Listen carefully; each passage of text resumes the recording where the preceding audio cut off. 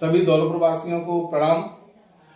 आज सरमथुरा वासी जो लंबे समय से परेशान हो रहे थे और परेशानी का कारण था कि जो टाइगर सेंचुरी थी उसमें बाड़ी विधानसभा के कुछ गांव और सरमथुरा उपखंड के और बछड़ी विधानसभा के कुछ गांव और करौली के कुछ गांवों को चिन्हित किया गया था।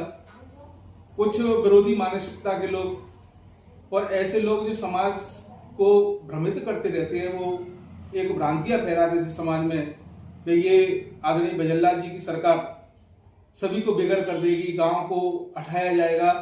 आज विधानसभा सत्र में एक प्रश्नकाल के दौरान आज एक प्रश्न का जवाब देते हुए माननीय वन एवं पर्यावरण मंत्री संजय शर्मा जी द्वारा स्पष्टीकरण दिया गया कि जितने भी गांव हैं उन सभी गांवों में रहने वाले बासिंदे जो कई 100-150 साल से गांव में रह रहे हैं उनको नहीं हटाया जाएगा।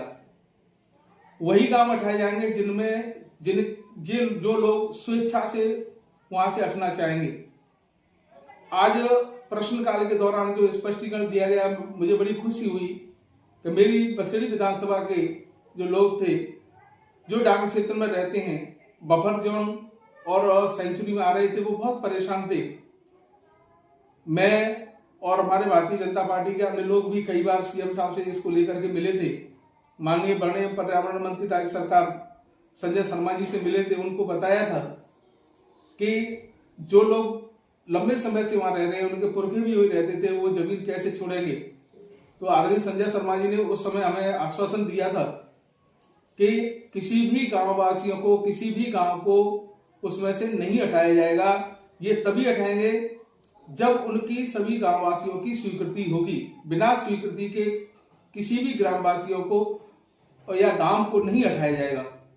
दूसरा स्पष्टीकरण उन्होंने दिया कि जितने भी गांव हैं उन गांव की उनकी खसरा की जमीन है, उन जमीनों का अगर वो वहां से अपनी स्वेच्छा से हटते हैं तो उनको उचित मुआवजा देगी सरकार और उनके आवास की व्यवस्था भी करेगी।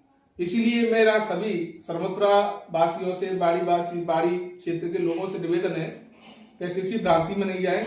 यह आदरणीय भजनलाल शर्मा जी की सरकार है जो गरीबों के प्रति, महिलाओं के प्रति, युवाओं के प्रति, किसानों के प्रति, उद्यमियों के प्रति संवेदनशील है। और उसी संवेदनशीलता का प्रमाण आज राजस्थान विधानसभा में प्रश्नकाल के दौरान दिए गए जवाब से स्पष्ट होता है। इसीलिए चिंता करने की कोई बात नहीं है।